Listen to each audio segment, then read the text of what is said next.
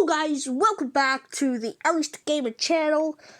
Before you watch this video, if you look down there, then you can see the little subscribe button. If you haven't clicked it already, smash it and also hit that like button with notifications on so you can watch my newest videos. So today we'll be reacting to part 3 of the Banban Chronicles. We'll be reacting to the latest one, The Secrets of Stinger Flynn. When did this come out? Hold on. When did this? 2 weeks ago. Came out 2 weeks ago. Secrets of Stinger Flynn. I'm ready. I love these videos, bro.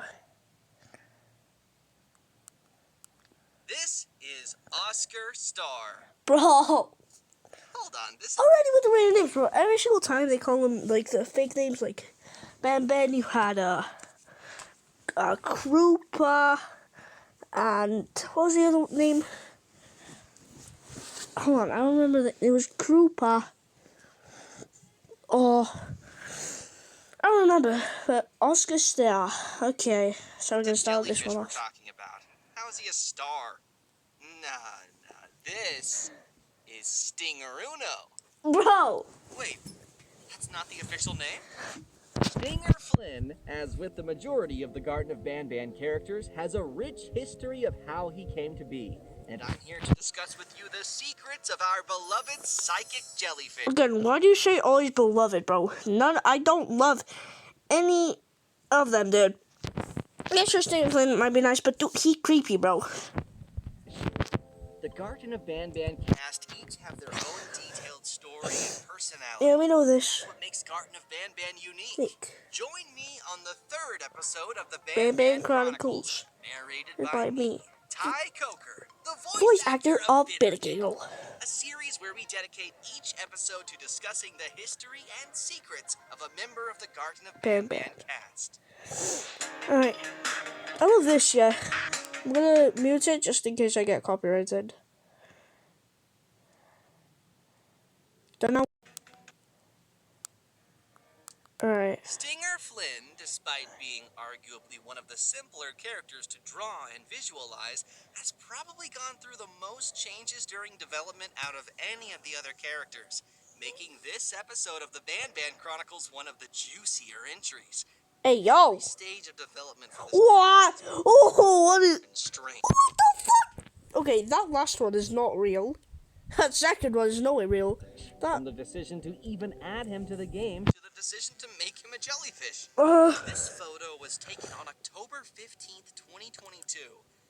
Notice anything missing from it? Or should I say, anyone missing from it? Yeah. That's right. Stinger Flynn was the last mascot to be added to the game of the original 6. Okay. He was a last-minute addition that was added right before the Euphoric Brothers started to seriously work on the script of the first game. Okay. The mural involving Jumbo Josh, Bambolina, Banban, Opila Bird, and Captain Fiddles really felt like it could use another character whose color would complement the existing colors. And just like that, the Euphoric Brothers were back to the drawing board. The majority of concepts that were proposed for this new character have been lost to time, but 2 have survived. Oh. The first was Humblebee, a simple bee character whose purpose was to teach children the importance of staying humble, and also whose name is a play on the word bumblebee. Oh. Okay. Feeling Humblebee wasn't unique enough, it was I guess that's pretty smart. quickly taken off the table. Sorry, Humblebee. Second, however, was a concept that came very close to becoming what Stinger Flynn is today. Enter Oscar Star.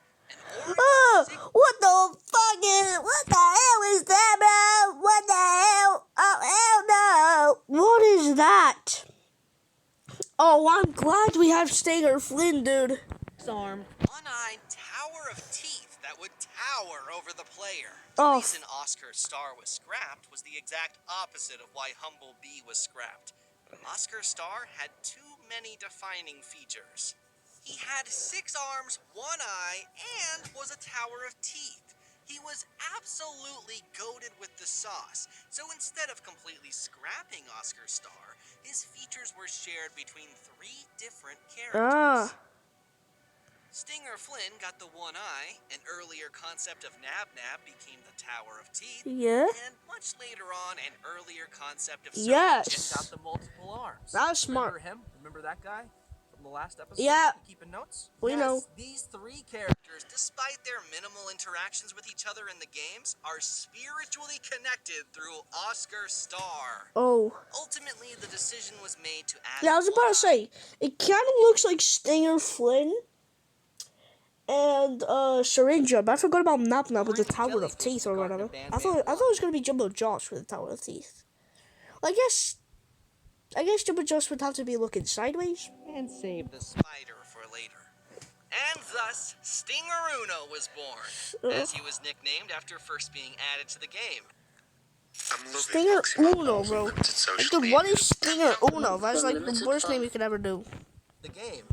Not as bad as Krupa. Oh, Flumbo. It was Flumbo from the Banban episode. Not as bad as Krupa. Flumbo's not bad though. That one can still find in the game files. Ooh. This last-minute addition jellyfish would later become the main antagonist of an unused script for the first game. Ooh. His giant tentacles and one eye would stalk you throughout the kindergarten. Ugh. For the most part, the game would have played out similarly to the Garden of Banban 1 available today. But some of the puzzles would have involved finding different ways to have Stinger Flynn move his tentacles away from doorways that he would be blocking. Think Cyan Fiddles from Garden of Banban 2, only it's the giant Stinger Flynn before he was shrunk. This was all before being replaced by the final Garden of Banban 1 script we know today, where Opila Bird and Jumbo Josh take the spotlight, and Stinger Flynn retains a minimal role of being a wall mural and giving words of kindness. Yeah. If you compare the Stinger Flynn that you can see now on the Garden of Banban 3 poster to the one that you actually see in the games, you might notice a few differences. The eye on the model of the poster is less circular and more rectangular in shape, and Stinger Flynn actually has mistakenly 8 arms here. A mistake that the Euphoric brothers made sure not to repeat when creating the model for Stinger Flynn in Garden of Banban Punch Rush. This version of Stinger Flynn that you see on the poster is actually a very early version of the same model created during the development of Garden of Banban 2, and later updated during the development of Garden of Banban 3. Okay. The eye was made rounder, and the number of arms were reduced to 6 to accommodate the 6-legged wall mural. 2 decisions that actually turned out to be very helpful during development. Because, given the anatomy of Stinger Flynn, the Euphoric brothers find that he is easily the hardest character to animate. Any movement of Stinger Flynn requires keeping track of all 6 of his tentacles and making sure each and every one moves in a natural way. This naturally makes Stinger Flynn more complicated to animate than any of the other characters, and having 8 tentacles instead of 6 would have only added more complexity. Syringa has 4, but to be honest, when he walks, they kind of just stay there, so. To any movement involving the character. Although, in the start, at the end of, what is it, Garden of Banban 7, I think? We see him, like, do surgery on us, and in the end, in the trailer, we saw him do surgery on us, so he does use it. In addition to this, Stinger Flynn's eye being rounder meant we could program it so that it rotates around itself, allowing the Euphoric brothers to make it follow the player. Speaking of Stinger Flynn's features, did you know that Stinger Flynn is voiced by Ferris, the blue of the Euphoric brothers? Oh. Similar to how Banban is voiced by Beppo, the purple of the Euphoric brothers. Okay, maybe you knew that one, but did you also know that as of Garden of Banban 7, besides the player and the drone, Stinger Flynn is the only other playable character? You actually get to play as Stinger Flynn in 2 of the dream sequences in Garden of Banban 3. It is cool. During which you are also introduced to a new mechanic not seen anywhere else in the game.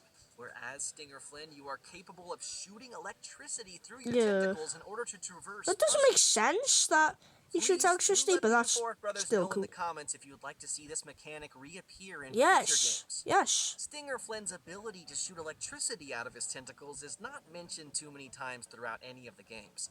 But did you know that this wasn't always the case? Within the Kingdom and Garden of Banban 4, there exists the Infirmary. And inside the infirmary are all of the prisoners that Sheriff Toadster manages to capture throughout the game. How though? Don't know For why. each holding cell, the player is able to play a recording that has been put together by Sheriff Toadster to document his findings in respect to each prisoner. Okay. A collection of recordings that he calls the Toadster Archive. Okay. Oh, that's funny. There's a recording for Opelabird and Tardabird, a recording for Banbalina, a recording for Yeah, we know. Celine, a recording for Jumbo Jumbo Josh, yeah, we know. but not one for Stinger Flynn, Oh, yeah. despite also having his own cell.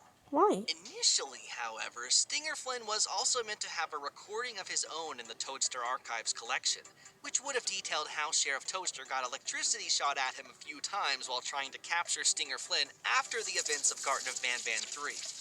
However, feeling that there were enough Toadster Archives entries in the game and that the Stinger Flynn recording wouldn't have added much in the way of interesting lore, the idea for the recording was scrapped. But this wasn't the only instance where something related to Stinger Flynn was removed from a game. Okay. During two of the dream sequences that take place in Garten of Banban 3, one of the very few vehicles to ever make an appearance in any Garten of Banban game can be seen. Stinger Flynn's very own, the Stinger-mobile.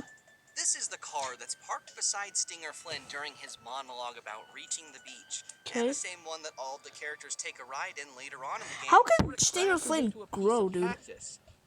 This car was originally scripted to appear in the first street of City Engine that you enter in Garten of Banban 7 as a reference to the fan-favorite car sequence of Garten of Banban 3. Okay. Realizing that this would not make much sense lore-wise, the car was removed from the map entirely, which Right. actually happened only a few days before the public release of the game.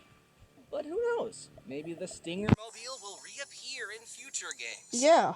Wait, what's that jellyfish doing to us? I don't know. Ah! Stay tuned for the next episode of the Banban Chronicles, where the Alright. secrets and history of another I'm not gonna be recording one of these for a while because of